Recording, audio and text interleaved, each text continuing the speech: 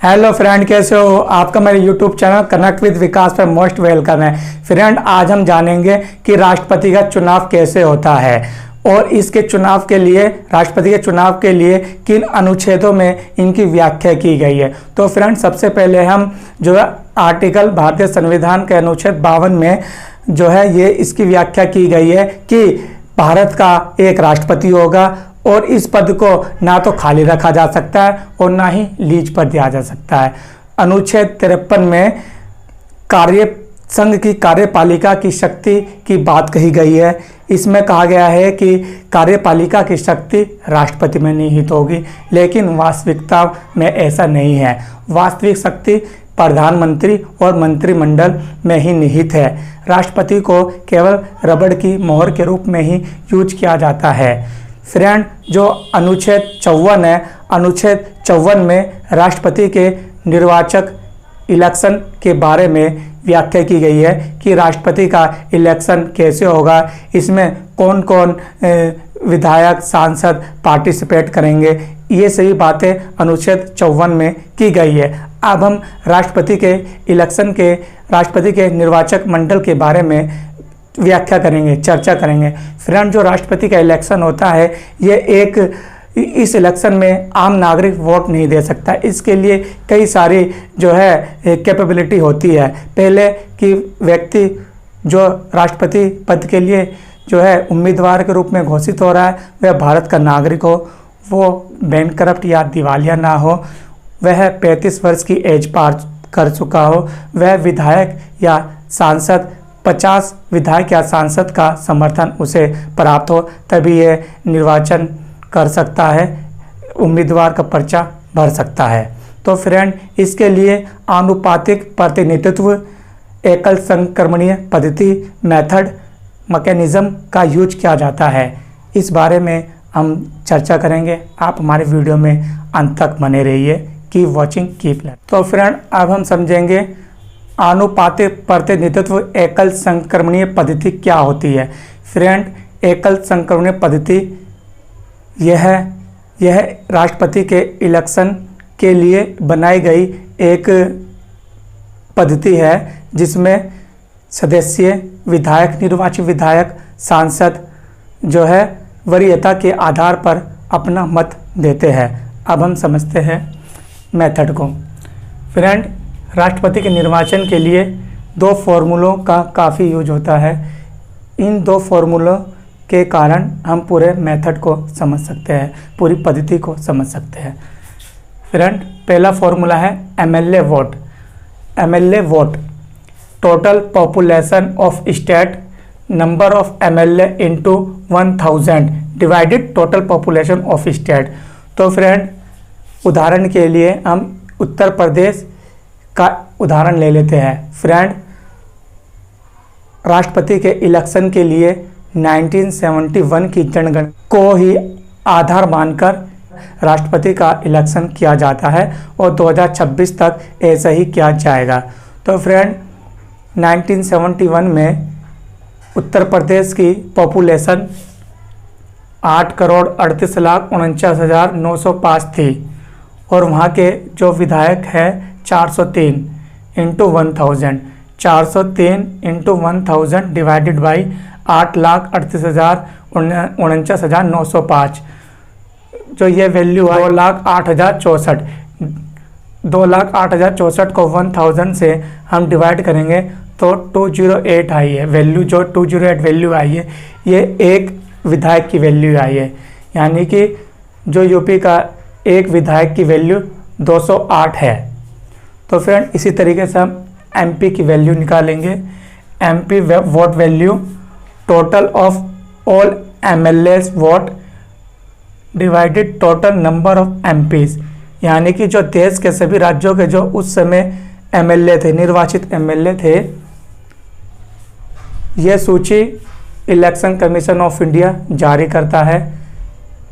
हर चुनावी क्षेत्र में, हर राष्ट्रपति के चुनाव कार्यकाल के दौरान जब भी राष्ट्रपति का चुनाव होता है तब उस समय के जो निर्वाचित विधायक होते हैं वो सूची निर्वाचन आयोग जारी करता है 5,49,495 थे। और टोटल जो MP है 776। ये 776 की वैल्यू कैसे आई ये समझना जरूरी है। 776 का मतलब है लोकसभा के 543 सदस्य निर्वाचित सदस्य और राज्यसभा के 233 सदस्य, जिसमें से 12 सदस्य राष्ट्रपति अपनी स्वेच्छा से कला, साहित्य, विज्ञान आदि क्षेत्रों से निर्वाचित करता है। तो लोकसभा के 543 प्लस राज्यसभा के 233 इजिकल टू 776।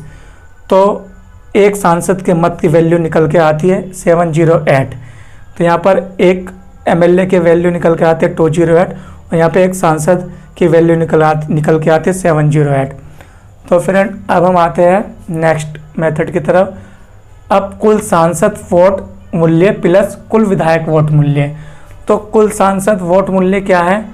कुल सांसद वोट मूल्य है 708 और कुल सांसद वोट मूल्य कैसे निकालेंगे? 708 जो कि सांसद की वैल्यू आई थी 708 और कुल सांसद कितने थे? 776। 776 को 708 से जब मल्टीप्लाई करेंगे तो कुल सांसद वोट मूल्य आ जाएगा 5,49,408। तो विधायक की तो वैल्यू हमें पता ही है 5,49,495, जो कि यहाँ पर भी डिस्प्ले है, जो कि इलेक्शन कमीशन ऑफ इंडिया सूची जारी करता है। तो कुल वोट वैल्यू आ गई दोनों की मिलाकर सांसद और विधायकों की 10,98,903 और जीतने के लिए कितने चाहिए? 50%, यानी कि 1/2 प्लस 1 यानी कि आधे से एक अधिक 51% मान लीजिए। जीतने के लिए चाहिए एग्जाम्पल के लिए 5,49,442। अब इसको हम एक छोटे से उदाहरण से समझेंगे। मान लीजिए अगर हम यही वैल्यू रखेंगे तो समझने में काफ़ी दिक्कत होगी, पजल हो सकते हैं। तो हम मान लीजिए कुल वोट वैल्यू मान लीजिए 100 है, यानी कि कुल 100 सदस्य है जो कि राष्ट्रपति के इलेक्शन में फाइट करेंगे। विधायक और सांसद जो कि राज्य की निर्वाचित विधानसभाओं, लोकसभा, राज्यसभा और केंद्र शासित प्रदेशों से आते हैं। तो फ्रेंड मान लीजिए 100 सदस्य है तो एक वोट एक सदस्य, यानी कि 100 सदस्य 100 वोट। तो फ्रेंड राष्ट्रपति के इलेक्शन के लिए एक बैलेट पेपर तैयार किया जाता है जिसमें विधायक, सांसद वरीयता के आधार पर अपना मत का इस्तेमाल करते हैं। सांसद के लिए ग्रीन बैलेट पेपर और विधायकों के लिए पिंक बैलेट पेपर का यूज किया जाता है। उदाहरण के लिए एक सदस्य ने बी को पहली वरीयता दी, दूसरे ने सी को दूसरी वरीयता दी। तो इसी तरीके से अब मान लेते हैं कि 100 सदस्यों ने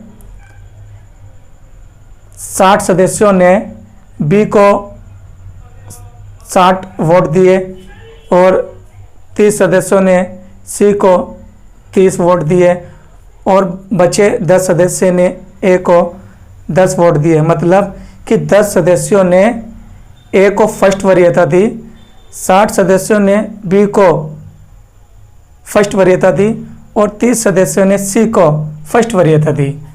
अब यहाँ पर साफ तौर पर देखा जाता है कि बी को 60 मत मिले और जीतने के लिए 51% यानी कि आधे से एक अधिक यहाँ पर वोट मिल रहा है 60। तो यहाँ पर बी को विजय घोषित कर दिया जाता है। यहाँ पर मान लेते हैं समझने के लिए, हालांकि ऐसा नहीं होता है। इनके अकॉर्डिंग ही जो उस समय की वर्तमान वैल्यू होती है उनके अकॉर्डिंग ही जो है गणित लगाया जाता है, लेकिन हम उदाहरण के लिए मान रहे हैं। ये पहला मेथड हो गया। अब मान लेते हैं दूसरा मेथड को समझते हैं कि जब साफ तौर पर पूर्ण बहुमत ना मिले उस कंडीशन में क्या होगा। उदाहरण के लिए दूसरे मेथड में 35 सदस्यों ने ए को फर्स्ट वरीयता दी, 40 सदस्यों ने बी को फर्स्ट वरीयता दी और 25 सदस्यों ने सी को फर्स्ट वरीयता दी। यहाँ पर किसी को भी पूर्ण बहुमत नहीं मिल रहा है। तो इस कंडीशन में जो सी को जो मत मिले हैं, जो सी को 25 मत मिले हैं, उनका जो है मत का डिवाइजेशन इन दोनों में हो जाएगा। और अगर हम बैलेट पेपर चेक करेंगे वरीयता के आधार पर, मान लीजिए 25 सदस्यों में से 10 सदस्यों ने ए को फर्स्ट वरीयता दी और 15 सदस्यों ने बी को फर्स्ट वरीयता दी।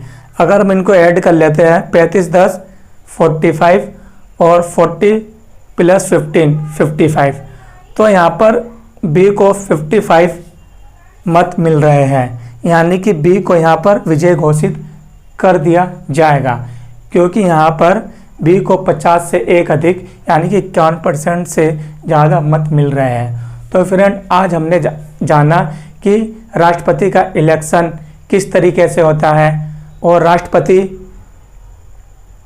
इसी के साथ हमने जाना अनुच्छेद 52, 53, 54 के बारे में। फ्रेंड, अगर आपको मेरी वीडियो ये अच्छी लगी हो तो प्लीज़ वीडियो को लाइक, शेयर, कमेंट्स और चैनल को सब्सक्राइब करने के साथ साथ बेल बटन को प्रेस करना ना भूलें, ताकि आपको मेरी आने वाली वीडियो का नोटिफिकेशन मिल सके। Keep watching, keep learning, connect with Vikas. Thank you.